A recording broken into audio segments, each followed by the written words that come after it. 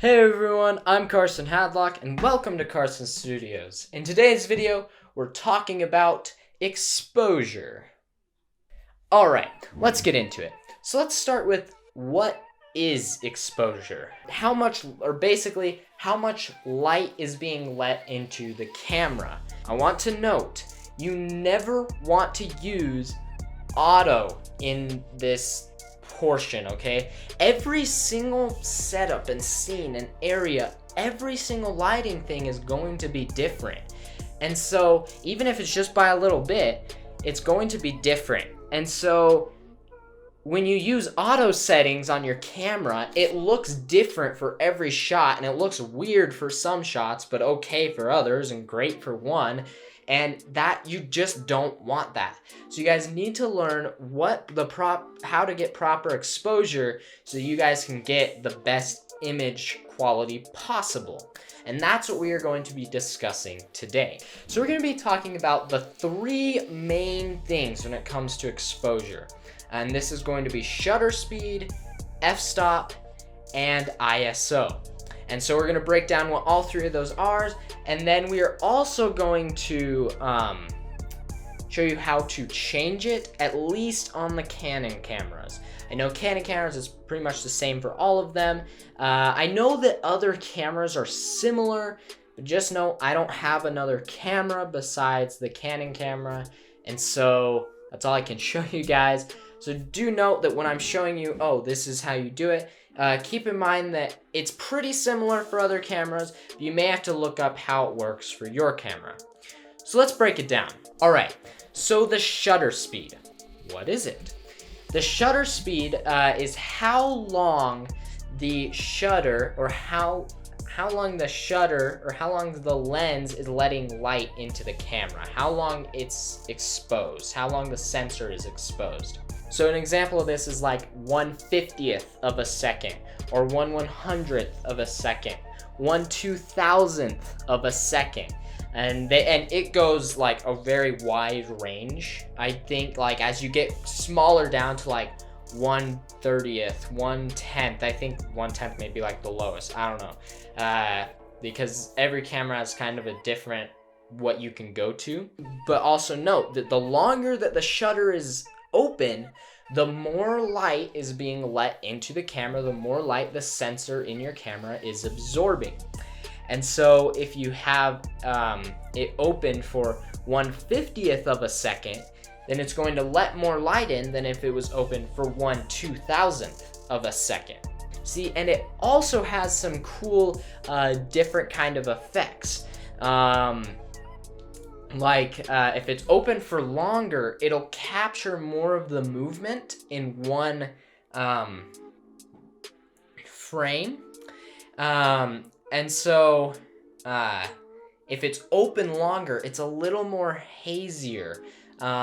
So if you're like watching your hand go by or something, when the shutter's open longer for every frame, it's actually looks more hazy and blurry than if it was open for just split little seconds for each frame. Then you get to see all of this detail and it's more sharp. So it kind of has those cool effects too. So if you're going for one of those, then you can set the shutter speed to that. If you're not going for that effect and you just want the image to look as normal as possible, then you want your shutter speed to be double the amount of your frame rate. So if it's 24 frames per second, which is like how most cinematic things are, then you want to have your shutter speed be at 1/50th of a second, unless you're going for one of the things. Or if you're recording at 60 frames per second, then you want it at 1/100th of a second. There may be a 120, I just don't think my camera has it. I think it goes 100, 150, and so I go down to 100, so then it like gets a normal image. So you guys, I want to show you some different examples of I want to show you an example of me changing the shutter speed and showing you what it does to an image. So let's look at that.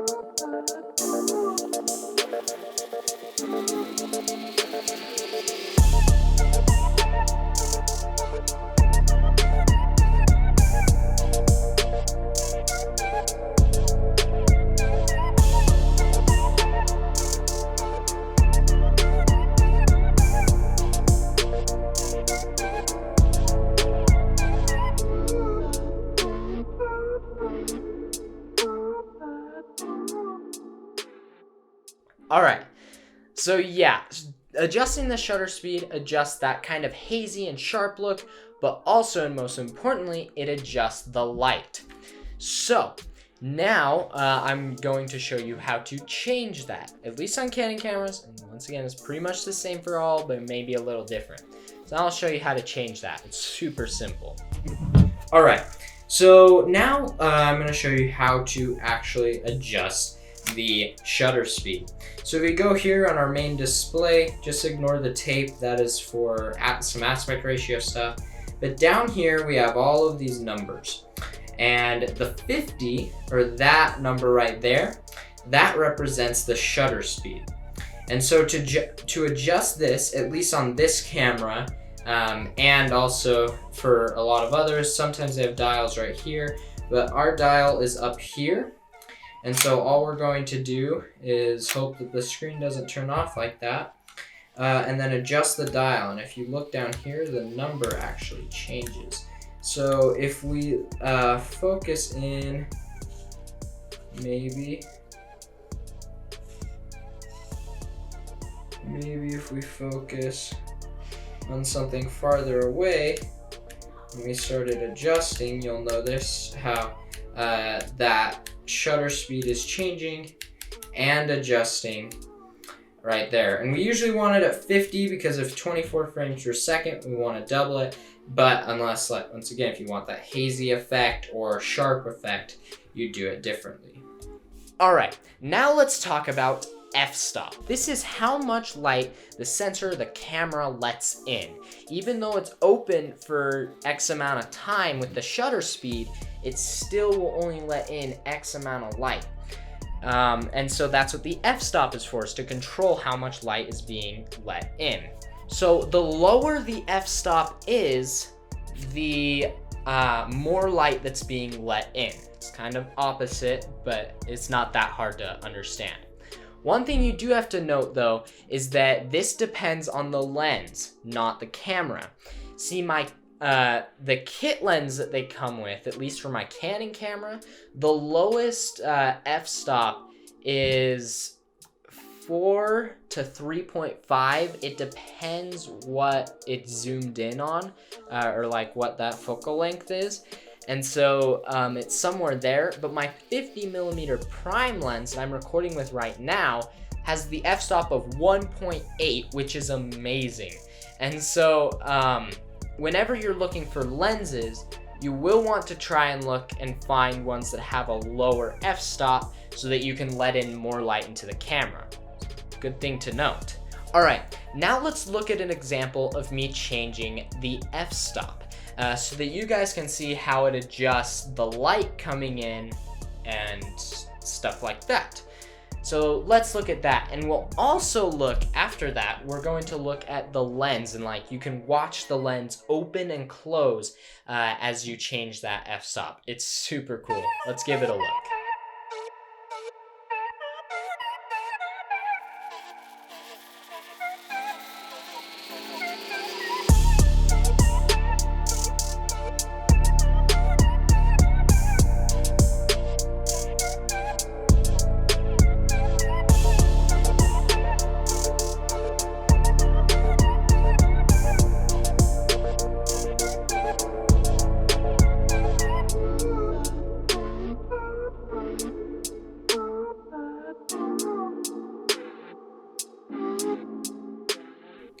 All right, so back here, changing the f-stop. This 1.8, that is the f-stop, and we always want the f-stop as low as possible.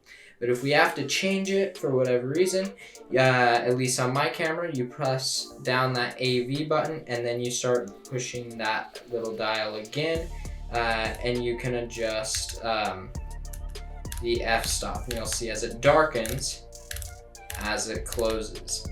Now let's also take a look at the lens when this is happening. I don't know if this will look any good, but if you watch, that shutter right there is opening and closing and that is adjusting the f-stop, how much light is allowed into the camera. Kind of cool to Watch the lens do that, isn't it? All right, ISO. This is the last thing out of the three main exposure parts to your camera. And ISO is basically digital light that your camera digitally adds onto the image. I want to note that this you want to keep as low as possible, because once that digital light is added on there, it's really hard to take it away. Red cameras, you can do stuff like that in DaVinci Resolve when you're coloring. It's a little harder to color with added exposure that's like digital. So it's not real light, it's like different. And so you always want to keep your ISO as low as possible. A lot of times, especially if I'm using my kit lens that the f-stop is only like 3.5, I have to keep the ISO pretty high. You usually want it down at like 100, but never auto.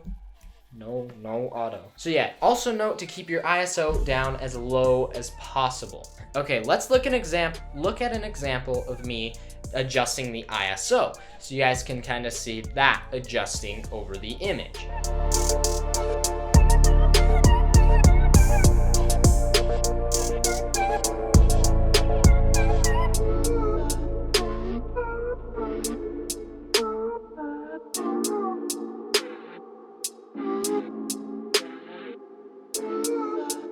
Alright, and last we have the ISO. It even says it right there, and the ISO is right now is at 200.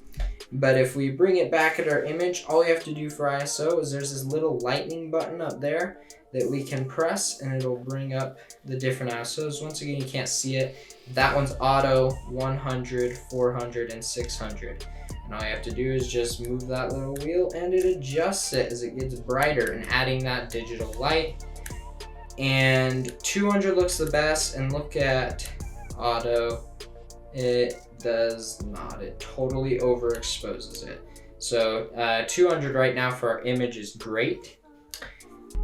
All right, so we've talked about all of these three different things that are main to setting your exposure, and that's shutter speed, f-stop, and ISO, and we've talked about how to set them on your camera.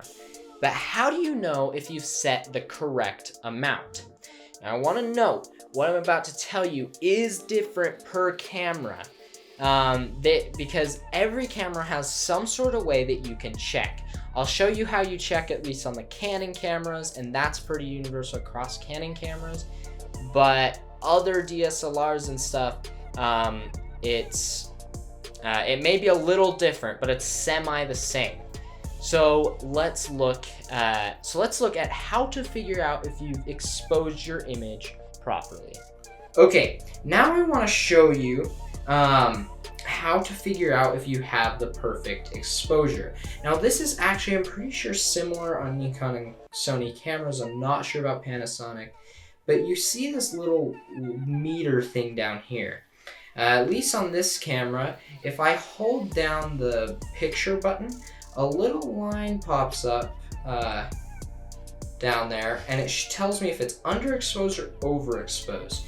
If it's underexposed, it's over on the negative side, and then if it's overexposed, it's on the positive side. And you want it right in the center with that little tick mark. So right now, it is actually super close. Let's actually turn that to 50, and then let's make ISO 1 higher. And there we go. It is perfectly exposed. And I mean, it kind of adjusts, and sometimes you may want to underexpose or overexpose on purpose, but you want to, most of the time, keep that little line in the center or about the center, and that'll tell you if it is perfectly exposed. If your ISO, shutter speed, and f-stop are all working together harmoniously to get the perfect exposure. There you go, you guys. That is all for this video. I know that there's a lot in there. This video is packed with stuff, and it was going pretty fast too. So hopefully you guys got something out of it, and you now know what exposure is. If you can just get an understanding of how everything works, you're already a step ahead of the filmmaker starting today, right? And so don't forget to make sure to practice this, setting your own exposure, because that's really important, because you don't want to constantly use auto. So that's a lot of times terrible, I guess. And of course, there's more to do to help your image look better, but that is probably the #1 way you guys can make your image look better. So hopefully you guys have learned something out of this. You can go back, rewatch it if you need to. Thanks for watching. I'm gonna talk to you next time.